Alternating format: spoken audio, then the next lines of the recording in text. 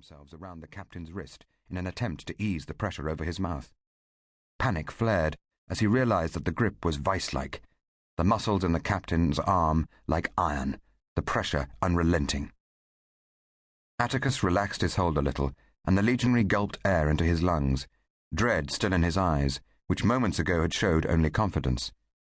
Atticus removed his hand, his face expressing the warning for silence that needed no vocal manifestation.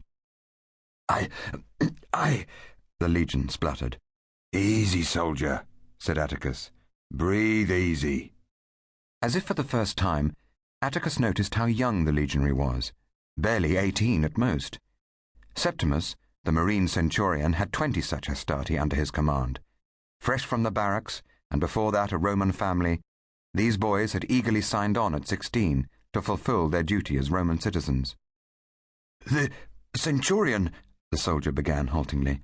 The centurion wishes to speak with you. Tell him I cannot leave the foredeck.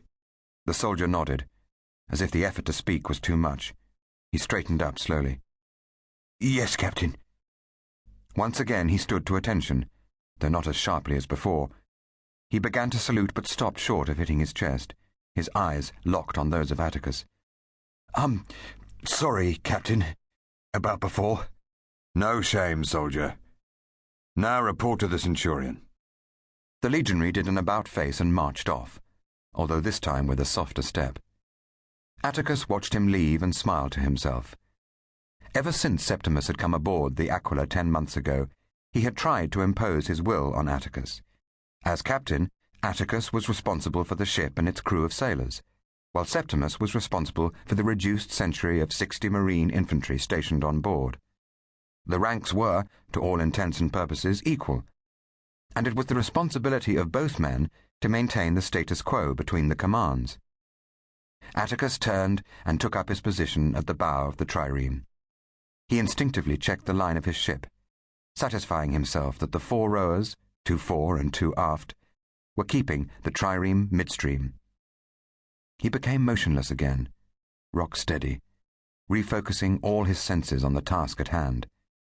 As suddenly as it had blown up, the onshore breeze disappeared, robbing the Aquila of that additional advantage, shifting the odds again, this time in favor of the prey.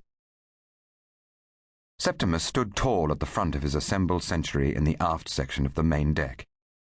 At 6 foot 4 inches and 220 pounds, he was a formidable sight. The centurion stood with his feet slightly apart, balancing himself against the gentle rolling of the deck, his right hand resting lightly on the hilt of his gladius, his left arm encircling his helmet. His dark Italian features were accentuated by a tangle of black curly hair, giving him a permanently dishevelled look. The centurion had been standing ready since before dawn, over 2 hours in full battle dress. The waiting never bothered Septimus. Over his 12-year career as a Roman infantryman, he had developed the endless patience of the professional soldier. He began his career not long after the Battle of Beneventum, when the Roman legions finally routed the army of Pyrrhus of Epirus, the Greek aggressor who had sought to subdue Rome and expand his kingdom across the Adriatic. Where before the legions would have been disbanded after a campaign, the ferocity and swiftness of Pyrrhus's attack persuaded Rome that she needed to maintain a standing army, trained, disciplined, and ever ready. Septimus was one of this new breed, a career soldier, honed through discipline and battle, the backbone of the ever-expanding republic. The year before he had fought at the Battle of Agrigentum, the first pitched battle against the Carthaginians, the Punici, on the island of Sicily. As a member of the Principes, the best fighting men of the legion, he had been positioned in one of the centre maniples of the second line of the 3-line, triplex Acies formation.